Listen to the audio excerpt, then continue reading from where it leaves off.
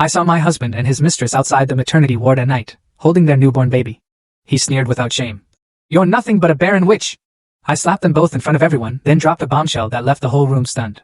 This isn't just a story about a broken marriage. It's about the moment your entire world shatters into a million pieces, revealing a betrayal so deep, so twisted, that it turns an innocent life-saving act into a weapon against you.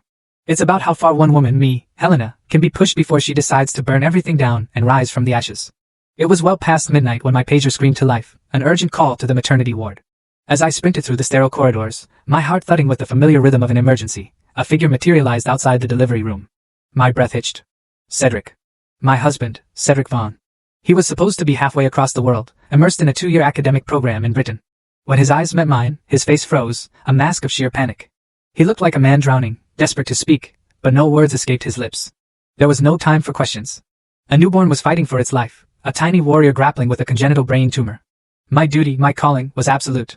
The obstetrics team had already brought in specialists from neurology and oncology, and as the senior oncologist on duty, the lead surgeon role fell to me. I could hear the hushed whispers of my colleagues, their voices a low hum of gossip about the young mother. "She's only 22, someone murmured. "Barely out of college, had the baby before getting married."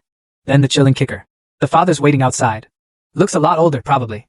Their glances met, unspoken implications hanging heavy in the air.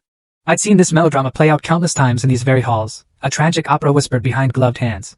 Never, not once, did I imagine I'd be the protagonist in such a cruel, public spectacle. Looking back, the signs were there, subtle at first, then glaring. A year ago, Cedric couldn't stop praising one of his brilliant students. 6 months later, he abruptly announced his opportunity for advanced studies in London. I was so consumed by my work, by saving lives, that I didn't question it. I barely even registered it. But now, seeing her, Estelle, that same student, giving birth, it all clicked into place with a sickening thud. They'd been entangled since her graduation. A cold, hard truth settled in my gut. Had this emergency not happened, he might have kept lying to me forever. But my emotions, the raw, searing pain of betrayal, had to be shoved aside. Deep, deep down. No matter whose child this was, my oath as a doctor was to preserve life. That was all that mattered. For the next 36 hours, I poured every ounce of my being into 4 grueling operations. Twice, I felt the world tilt, nearly collapsing from sheer exhaustion at the edge of the surgical table. But in the end, we saved that. Full story added in below.